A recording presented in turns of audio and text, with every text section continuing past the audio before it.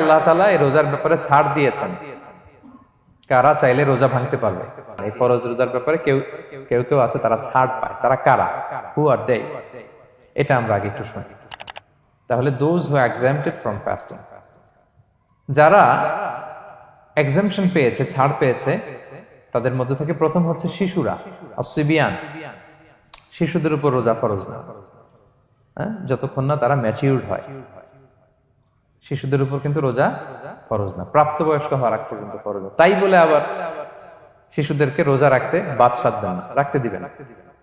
আমার বড় মেয়ের বয়স 8 বছর, সে গতকাল রোজা রেখেছে, সে মহা খুশি। সে কখনো অডিও কল দেয়, কখনো ভিডিও কল দেয়, কখনো ইফতারের ছবি পাঠায়। মানে এটা তাদের মধ্যে কিন্তু একটা অনেক চমৎকার একটা ভালো ইমেজ কাজ করে। তো আপনারা বাধা দিবেন না যদি রাখতে চায়। অনেক বাবা মারা এত সচেতন, এত অতি সচেতন যে ছেলে মেয়েরা রাখতে চায় কিন্তু বাবা মারা দিতে চায় না। 1-2 দিন না খেয়ে থাকলে বাচ্চারা মরে যায় না, কিন্তু তার মধ্যে এই যে একটা স্পিরিচুয়াল একটা কি বলবো ভাইব আসলো, একটা স্পিরিট আসলো, এটা যেন আমরা নষ্ট না করি। আমার মনে আছে বৈশাখী টেলিভিশনে একটা লাইভ প্রোগ্রামে এক ছোট্ট মেয়ে প্রশ্ন করতেছে যে, হুজুর আমি তো রোজা রাখতে চাই, আম্মু আমাকে রাখতে দেয় না, তো আম্মুকে একটু বলে দেন যাতে আমাকে রাখতে দেয়। ছোট্ট একটা মেয়ে, সে ফোন করে আমাকে প্রশ্ন করলো।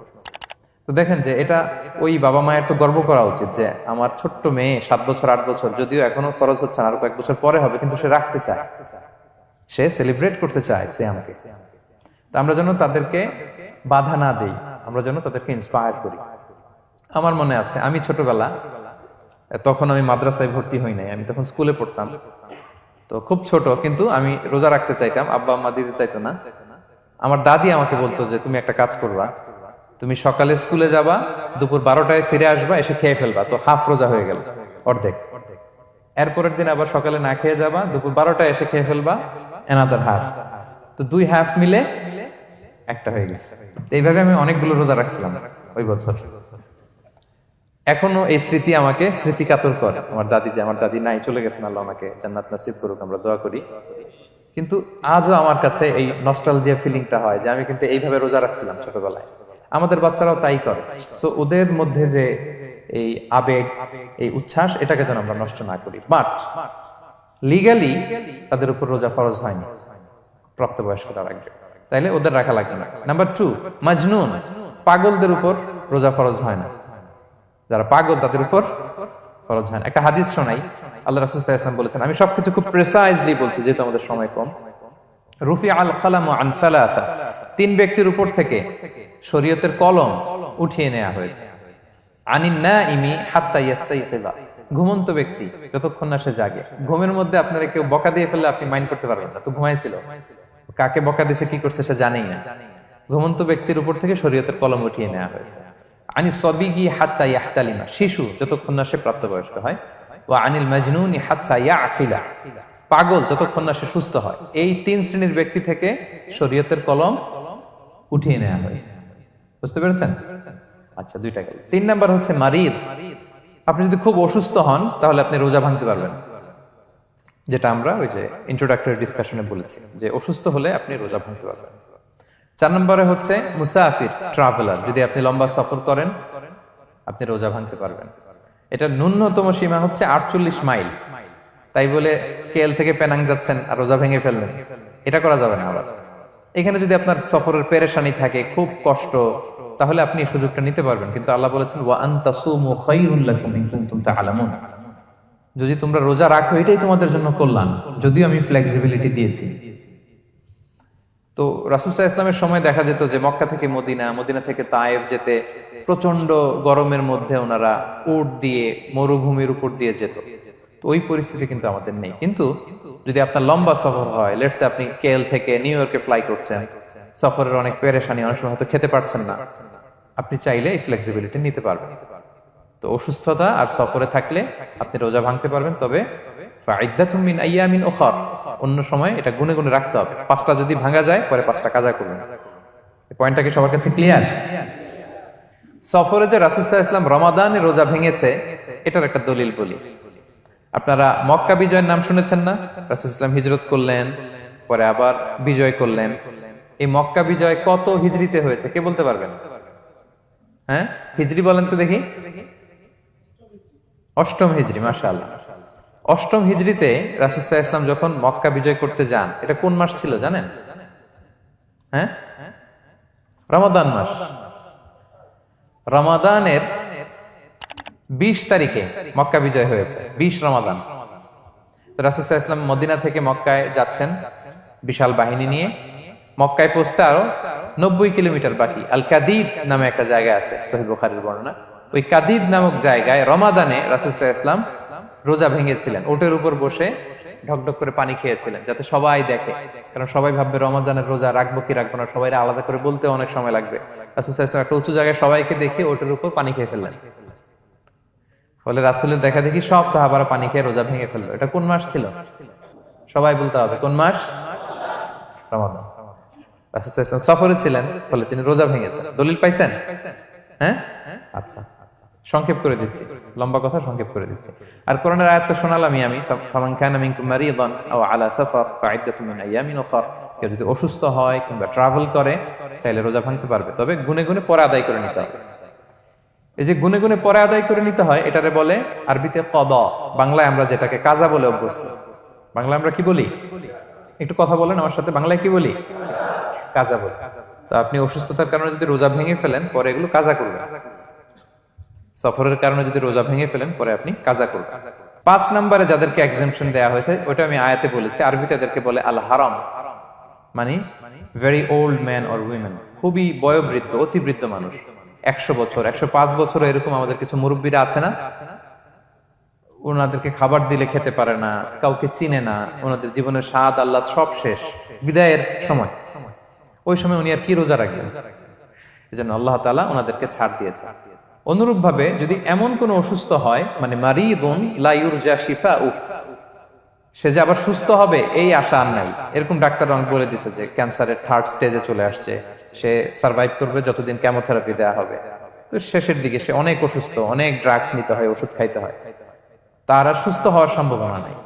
এই 2 শ্রেণীর লোকদের জন্য ছাড় দেয়া হয়েছে, তাদের কাজা করা লাগবে না, কারণ কাজা তো করতেই পারবে না। কি বলেন? তারা ফিদিয়া দিবে। কি দিবে বলেন? কি দিবে? ফিদিয়া। ফিদিয়া হচ্ছে প্রত্যেকটা রোজার জন্য একজন মিসকিনকে 2 বেলা করে খাওয়ান।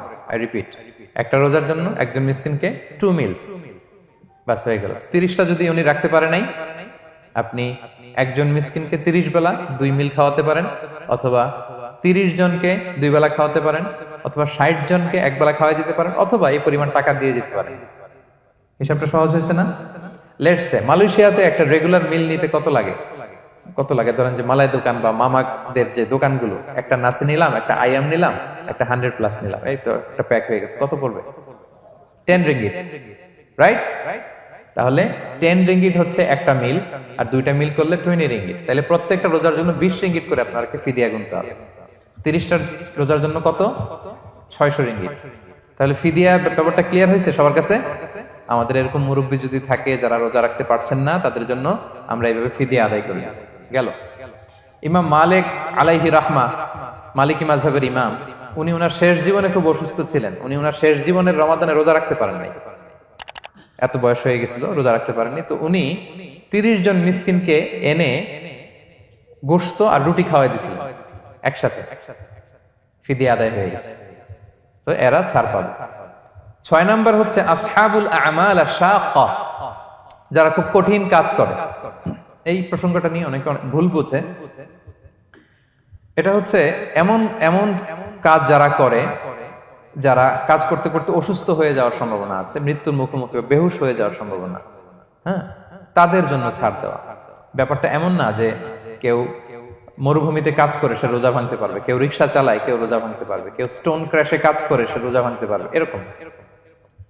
ধরেন যে মরুভূমিতে যারা কাজ করে, বা বাংলাদেশে সামারে যারা রিক্সা চালায়, অথবা আয়রন ফ্যাক্টরিতে যারা কাজ করে, অনেক সময় এমন হয় তারা ডিহাইড্রেশনে ভুগতে ভুগতে বেহুশ হয়ে যায় কাজের মধ্যে, এরকম হয় না?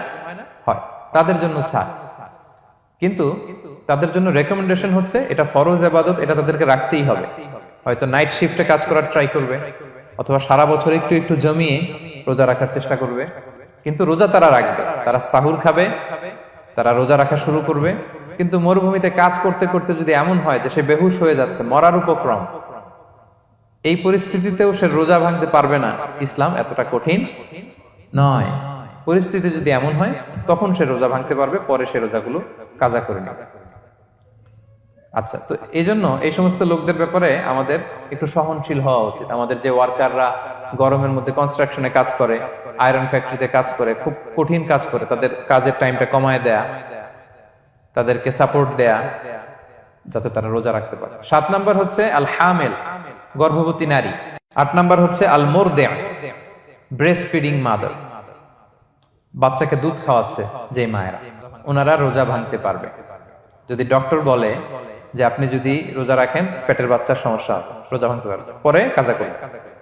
অথবা ডক্টর যদি বলে যে আপনি যদি না খান তো বুকে দুধ আসবে কোত্থেকে, বাচ্চাকে খাওয়াবেন কিভাবে, ডিহাইড্রেশন হবে, রোজা ভাঙতে পারবে।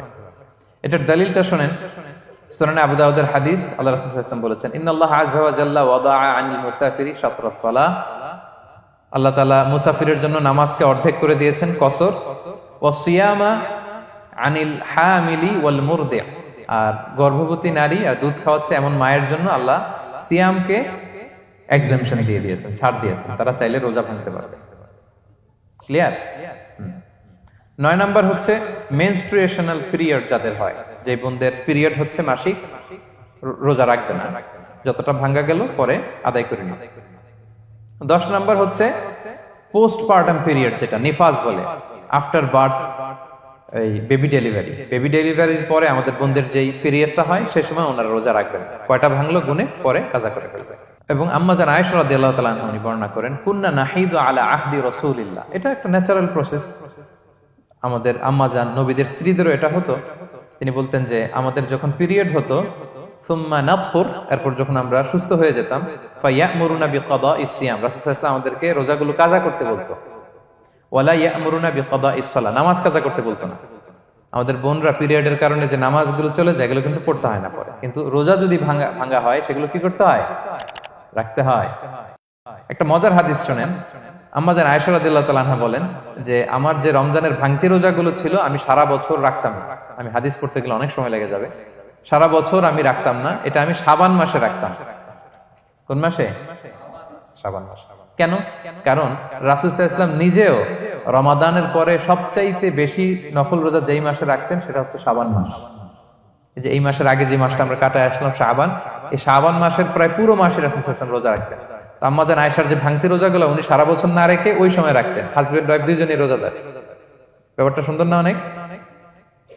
দুইজনেই, যেহেতু আমার হাজবেন্ডও রাখতেছে তো আমিও এই টাইমে রাখি, এইভাবে উনি বুদ্ধি করে ওনার রোজাগুলো রেখে দিতেন, উনি শাবান মাসে রাখতেন।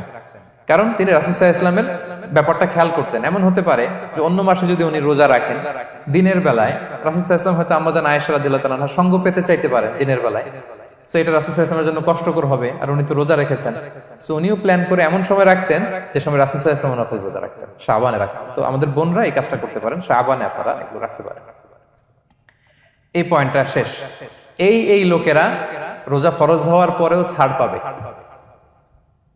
আর যে সমস্ত ক্ষেত্রে ভাঙতে পারবে তারা পরে এগুলো কাজা করবে। কাজা মানে একটা রোজার জন্য একটা রাখা, একটার জন্য একটা রাখা। আর ফিদিয়া মানে কি একজন বলতে পারবেন? বলেন। মাশাআল্লাহ, একটা রোজার জন্য একজন মিসকিনকে 2 বেলা খাওয়ানো, আর 30টা রোজার জন্য 60 বেলা। এই তো হয়ে গেল, বুঝে গেছেন আপনারা।